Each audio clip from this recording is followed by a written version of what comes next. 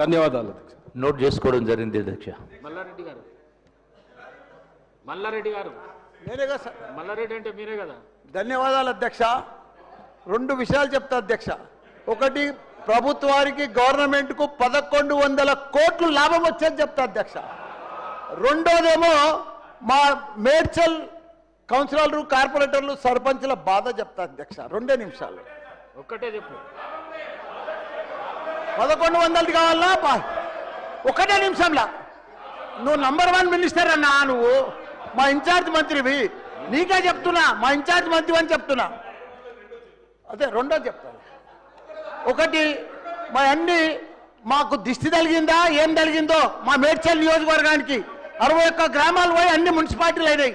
3 కార్పొరేషన్లు ఉన్నాయి, 7 మున్సిపాలిటీలు ఉన్నాయి. ఇంకా మనం 3 మున్సిపాలిటీలు చేసిర్రు. మాకు కౌన్సిలర్లు, కార్పొరేటర్లు అంతా కూడా 10 ఏళ్ల కోసం రిజర్వేషన్ తెచ్చినుండ్రి మా టీఆర్ఎస్ ప్రభుత్వం. ఇప్పుడు 5 ఏళ్లలోనే మొత్తం సమాప్తి చేసిరు కాబట్టి వాళ్ళంతా బాధపడుతుండ్రు. సేమ్ రిజర్వేషన్, సేమ్ కౌన్సిలర్లు, సేమ్ మున్సిపాలిటీలు, 13 మున్సిపాలిటీలు జిహెచ్ఎంసీలో కలపకుండా అట్లనే పెట్టాలన్నా. దయచేసి శ్రీధర్ అన్న, అదొక్కటి మనవి. రెండోది, మీకు లాభం వచ్చేది చెప్తా. 1100. మంత్రి గారు అధ్యక్ష నోట్ చేసుకోవడం జరిగింది అధ్యక్ష. మందుల సామెల్ గారు. సార్ మీకు ధన్యవాదాలు సార్. మా నియోజకవర్గంలో వాయపచ్చ రాగే నేను కూడా పోయి పడతా. స్పీకర్ గారికి ధన్యవాదాలు. మా తుంగతుర్తి నియోజకవర్గం మద్దిరాల మండలం నూతనకల్ మండలంలో గతం 60 సంవత్సరాల క్రితం అక్కడున్న చిన్న సన్నకారు రైతులు ఎర్రబాడు దొరల దగ్గర దాదాపు 3000 ఎకరాల భూమి కొన్నారు. ఇంతవరకు వాళ్ళు పట్టాలు లేవు, ఏం లేవు, చాలా ఇబ్బంది పడతా ఉన్నారు. కనుక వారి పట్టాలు చేయించాలని మనం చేస్తా ఉన్నాం. అదేవిధంగా ఎస్ఆర్ఎస్పి కాలువలు అవుతున్నాయి, అన్నిటికీ కూడా లైనింగ్ చేయాలని. ఇప్పుడు వచ్చే నీళ్ళు కూడా వృధా పోతా ఉన్నాయి లైనింగ్ లేకపోవడం వల్ల. కనుక ఆడి కూడా కంప్లీట్ చేయాలని చెప్పి రాష్ట్ర ప్రభుత్వాన్ని మనం చేస్తా ఉన్నా.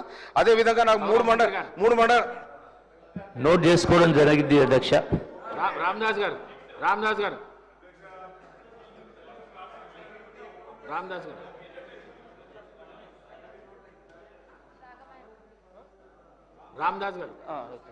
అధ్యక్ష నమస్కారం.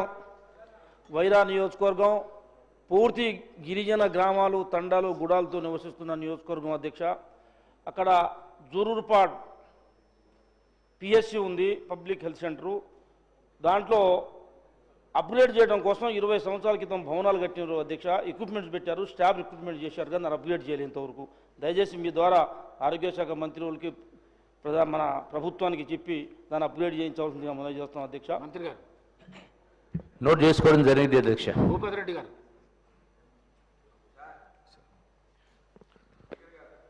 ధన్యవాదాలు.